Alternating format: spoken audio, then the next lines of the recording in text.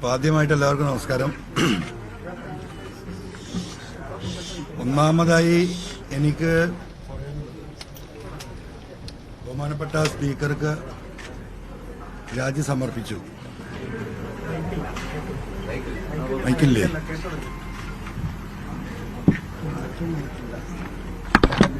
ഒന്ന് സൈലന്റ് ആവും.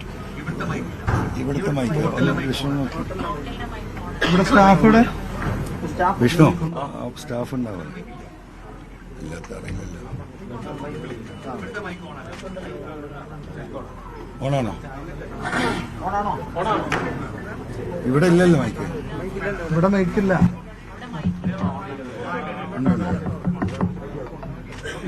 അപ്പോ ഒന്നാമതായിട്ട് കേരളത്തിലെ ജനങ്ങൾക്കും കഴിഞ്ഞ 5 മാസമായി പിണറായി ഗവൺമെന്റിനെതിരെ, പിണറായിസത്തിനെതിരെ എനിക്ക് പിന്തുണ നൽകിയ പൊതുസമൂഹത്തോടും നന്ദി അറിയിക്കുകയാണ്. അതോടൊപ്പം രണ്ടാമതായി 2016 2021 നിലമ്പൂർ നിയോജക മണ്ഡലത്തിൽ നിന്ന് എന്നെ വോട്ട് ചെയ്ത് വിജയിപ്പിച്ച് എല്ലാ ഘട്ടങ്ങളിലും എന്നോടൊപ്പം നിന്ന നിലമ്പൂരിലെ ജനങ്ങൾക്കും വോട്ടർമാർക്കും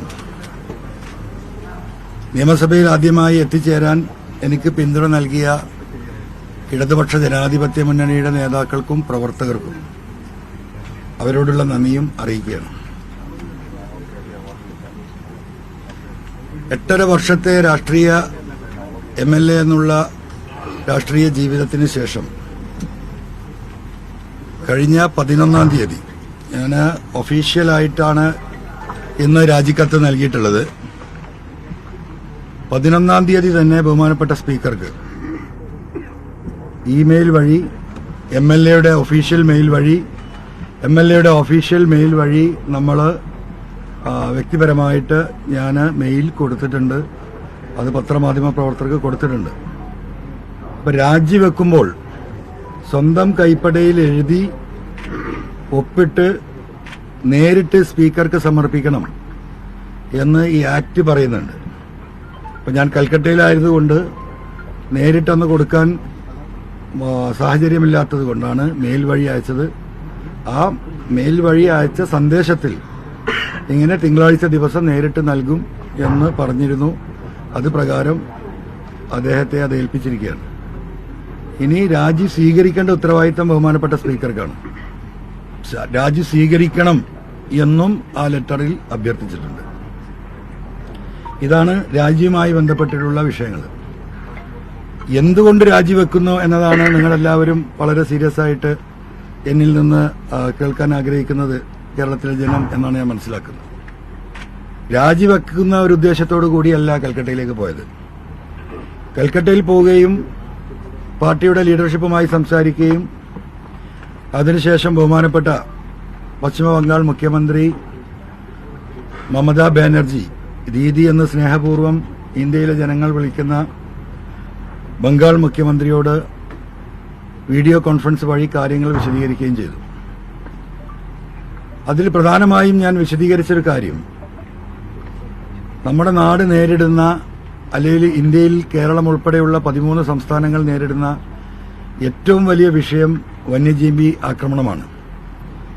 ഇതുമായി ബന്ധപ്പെട്ട് കേരളം ഏറ്റവും കൂടുതൽ ദുരിതം അനുഭവിക്കുന്ന ഒരു സംസ്ഥാനമാണെന്നും കേരളത്തിലെ 70% ഫോറസ്റ്റാണെന്നും ആ 70%-ത്തിൽ ഏകദേശം 30-35% വെസ്റ്റഡ് ഫോറസ്റ്റ് ആണെന്നും ഈ രീതിയിൽ മനുഷ്യർ കൊല ചെയ്യപ്പെടുകയാണെന്നും അതുകൊണ്ട് ഈ വിഷയത്തിൽ ശക്തമായ ഒരു നിലപാട് രാജ്യത്തിന്റെ പാർലമെന്റിൽ സ്വീകരിക്കണമെന്ന് ഞാൻ അവരോട് അഭ്യർത്ഥിച്ചു.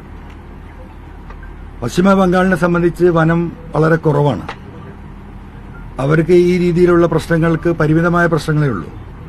പക്ഷെ അവരപ്പം എന്നോട് സൂചിപ്പിച്ചു, ആസാം അവർക്ക് തൊട്ടടുത്ത് കിടക്കുന്ന സംസ്ഥാനം, ആസാമിൽ ഇതേപോലെ തന്നെ വലിയ വിഷയമാണ്, അവരുടെ ശ്രദ്ധയിൽ അത് പെട്ടിട്ടുണ്ട്. ആ നിലക്ക് പാർട്ടിയുമായി സഹകരിച്ചു പോകാൻ നിങ്ങൾ തീരുമാനിക്കുകയാണെങ്കിൽ രാജ്യത്തിന്റെ പാർലമെന്റിൽ ഈ വിഷയം അവരുന്നയിക്കും. ബഹുമാനപ്പെട്ട പാർട്ടി AICC നേതാവായ രാഹുൽ ഗാന്ധിയുമായി ഇന്ത്യ മുന്നണി നേതാക്കളുമായും ഈ വിഷയം അവർ ഡിസ്കസ് ചെയ്യും.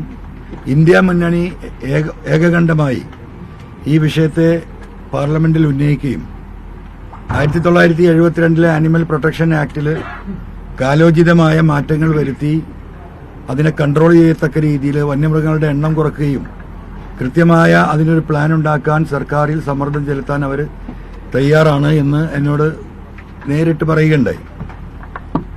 അപ്പോൾ സ്വാഭാവികമായിട്ടും ഒരു നിയമസഭാ അംഗം എന്ന നിലക്ക് മറ്റൊരു രാഷ്ട്രീയ പാർട്ടിയിൽ ജോയിൻ ചെയ്യുന്നതിന് ഒട്ടനവധി നിയമ തടസ്സങ്ങളുണ്ട്. ആ നിയമ തടസ്സങ്ങൾ ഉള്ളതുകൊണ്ട് പാർട്ടിയുടെ ഒരു കോർഡിനേറ്റർ എന്ന നിലക്ക് ഞാൻ നിൽക്കാം. അടുത്ത നിയമസഭാ തെരഞ്ഞെടുപ്പോടുകൂടി അതിനുവേണ്ടി രാജിവെച്ച് പാർട്ടിയിൽ ഒഫീഷ്യലായി ചേരുന്നതായിരിക്കും നല്ലത് എന്ന രീതിയിൽ ഞാൻ സംസാരിച്ചു. അപ്പോൾ അവർ പറഞ്ഞു, നിങ്ങൾ ഇത്രയും വലിയൊരു വിഷയം കേരളത്തിലെ ജനങ്ങൾക്ക് വേണ്ടി മാത്രമല്ല ഇന്ത്യയിലെ മലയോര മേഖലയിൽ ജീവിക്കുന്ന 13ഓളം സംസ്ഥാനങ്ങളിലെ ആളുകൾ കൂടി ഉള്ളൊരു വിഷയമാണ്. സ്വാഭാവികമായും ഇനി അതിന് സമയം കളയാതെ നിങ്ങൾ പാർട്ടിയുടെ ദൗത്യം ഏറ്റെടുക്കണം. അതുകൊണ്ട് നിങ്ങൾ പോയി രാജിവെക്കുക. നിങ്ങളുടെ ഈ MLA ഷിപ്പ് കേരളത്തിലെ മലയോര മേഖലയിലെ പാവപ്പെട്ട ജനങ്ങൾക്കായി നിങ്ങൾ സമർപ്പിക്കുക. ആ സമർപ്പിക്കാൻ നിങ്ങൾ മുന്നോട്ട് വന്നാൽ ഉടനെ തന്നെ പാർട്ടി തലത്തിൽ അതിനാവശ്യമായ നടപടികൾ സ്വീകരിക്കാമെന്ന് പറഞ്ഞു. അങ്ങനെ കേരളത്തിലെ ലീഡർഷിപ്പുമായി ഞാൻ ബന്ധപ്പെടുകയും നിലമ്പൂരിൽ എന്നെ സ്ഥിരമായി എനിക്ക് പിന്തുണ നൽകുന്ന വ്യക്തികളുമായി സംസാരിക്കുകയും മലയോര മേഖലയിലെ ബിഷപ്പുമാരുമായി സംസാരിക്കുകയും കേരളത്തിലെ പ്രധാനപ്പെട്ട സാമുദായിക നേതാക്കളുമായി സംസാരിക്കുകയൊക്കെ ചെയ്തു. ഇങ്ങനെയാണ് ഈ വിഷയം നിൽക്കുന്നത്. ഞാൻ എന്ത് ചെയ്യണം? ഞാൻ ഒറ്റയ്ക്കൊരു തീരുമാനമെടുക്കുന്നതിന് മുമ്പ് മലയോര കർഷകരുടെ നേരിട്ട് ബാധിക്കുന്ന വിഷയങ്ങൾ അറിയുന്ന പ്രധാനപ്പെട്ട 3-4 ബിഷപ്പുമാർ, അപ്പോൾ അവരൊക്കെ ഒരു ഘട്ടത്തിൽ നമുക്ക് അങ്ങനെ വേണോ, അതല്ലാതെ നമുക്ക് എന്തെങ്കിലും മാർഗമുണ്ടോ എന്നുള്ള രീതിയിൽ എന്നോട് സംസാരിക്കുകയുണ്ടായി. അപ്പോൾ ഞാൻ അതിന്റെ കാര്യങ്ങൾ പരിപൂർണമായും വിശദീകരിച്ചു കൊടുത്തപ്പോൾ അങ്ങനെ ഒരു മുഖ്യമന്ത്രി പാർലമെന്റിൽ ഈ വിഷയം ഏറ്റെടുക്കാൻ ഇത്രയും ധൈര്യത്തിൽ മുന്നോട്ട് വരുന്നുണ്ടെങ്കിൽ സ്വാഭാവികമായിട്ടും അവരുടെ ഒരു ആവശ്യം അതാണെങ്കിൽ നിങ്ങൾ നിങ്ങളുടെ മനസാക്ഷിക്ക് വിടുകയാണ്, നിങ്ങൾ തീരുമാനിക്കുക എന്നാണ് പറഞ്ഞത്. ആ പറഞ്ഞതിന്റെ അടിസ്ഥാനത്തിൽ ഞാനൊരു തീരുമാനമെടുക്കുകയും രാജിവെക്കാൻ തീരുമാനിക്കുകയും ചെയ്തു.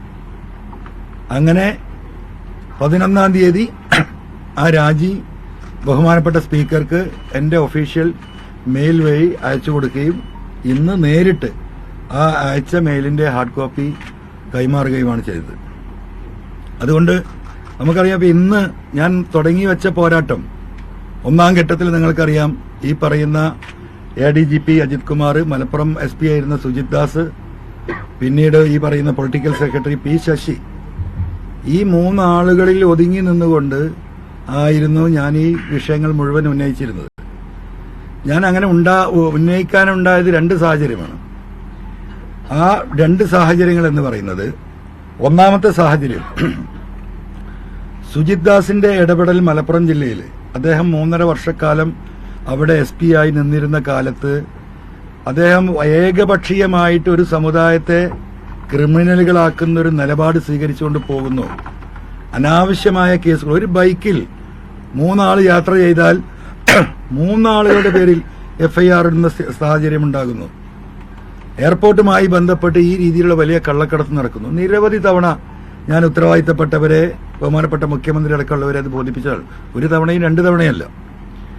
അതുപോലെ തന്നെ ക്യാമ്പ് ഹൌസിലെ മരമുറി പുറത്തു വന്ന സമയത്ത് ഞാനത് ഇന്റിമേറ്റ് ചെയ്തതാണ്. ഇങ്ങനെ നിൽക്കുന്ന ഘട്ടത്തിൽ ഈ വിഷയങ്ങൾ ചർച്ചയായി, പാർട്ടിക്കുള്ളിൽ ചർച്ചയായി, പാർട്ടിയുടെ ഉത്തരവാദിത്തപ്പെട്ട നേതാക്കളിൽ ചർച്ചയായി. പക്ഷേ ഒരു ആക്ഷനിലേക്കും ഇത് പോകാത്തൊരു ഘട്ടം വരുമ്പോൾ ഞാനിനി എന്ത് ചെയ്യണം എന്ന ചോദ്യം സ്വാഭാവികമായിട്ടും ആ പാർട്ടിയോട് 8 ചില്ലാനം വർഷമായി ആ പാർട്ടിക്ക് വേണ്ടി നിലനിന്നൊരു വ്യക്തി എന്ന നിലക്ക് ഉത്തരവാദിത്തപ്പെട്ട CPMന്റെ ലീഡർഷിപ്പിനോട് ഞാൻ ചോദിക്കേണ്ടായി. അവരുടെ നിർദ്ദേശപ്രകാരമാണ് ഞാനിത് പബ്ലിക്കായി സ്റ്റേറ്റ്മെന്റ് നടത്തുന്നത്. നിങ്ങൾ മനസ്സിലാക്കണം. അവർ പറഞ്ഞു, ഈ ശശിയെയും അജിത് കുമാറിനെയും നിർത്തി ഇനി മുന്നോട്ട് പോയാൽ കേരളത്തിൽ പാർട്ടി ഉണ്ടാവില്ല എന്ന് പറയാം. ഞങ്ങൾക്കതറിയാം. കാരണം വലിയ പ്രയാസങ്ങളുണ്ട്. നിങ്ങൾ ഉന്നയിക്കുന്ന പാർട്ടി പ്രവർത്തകർക്ക്, ലീഡർമാർക്ക് പോലീസ് സ്റ്റേഷനിൽ കയറാൻ വയ്യ, മറ്റു ഉദ്യോഗസ്ഥരുമായി ബന്ധപ്പെടാൻ കഴിയുന്നില്ല എന്നത് വസ്തുതയാണ്. പാർട്ടിയിൽ നിന്ന് ഞങ്ങൾക്ക് ഈ പരാതികൾ വന്നുകൊണ്ടേയിരിക്കുകയാണ്. പക്ഷേ ഞങ്ങൾക്ക് പരിമിതികളുണ്ട്. അതുകൊണ്ട് നിങ്ങൾ സജീവമായി പാർട്ടിയോടൊപ്പം നിൽക്കുന്ന ഒരു നേതാവാണ്. ആ നിലക്ക് നിങ്ങളെ പാർട്ടി സഖാക്കൾ നിങ്ങളത് കൺസിഡർ ചെയ്യുന്നുണ്ട്. നിങ്ങളൊരു മെമ്പർ അല്ലെങ്കിൽ പോലും നിങ്ങൾക്കത് പറയാനുള്ള ഞങ്ങളെക്കാളുമുള്ള സ്വാതന്ത്ര്യമുണ്ട്. അതുകൊണ്ട് നിങ്ങളത് പറയണം. ഞങ്ങളെല്ലാവരും നിങ്ങളുടെ കൂടെ ഉണ്ടാകും എന്ന് പാർട്ടിയുടെ ഉത്തരവാദിത്തപ്പെട്ട ലീഡർഷിപ്പിന്റെയും കൂടെ നിർദ്ദേശപ്രകാരമാണ് ഞാനിത് പബ്ലിക്കായി പറയുന്നത്. അങ്ങനെയാണ് ഇന്ന് ഈ ഘട്ടത്തിൽ ഇത് എത്തി നിൽക്കുന്നത്. സ്വാഭാവികമായും ഒരു ഘട്ടം കഴിഞ്ഞപ്പോൾ ഈ പറഞ്ഞിരുന്ന നേതാക്കന്മാർ പോലും പിന്മാറുന്ന ഘട്ടം വന്നു.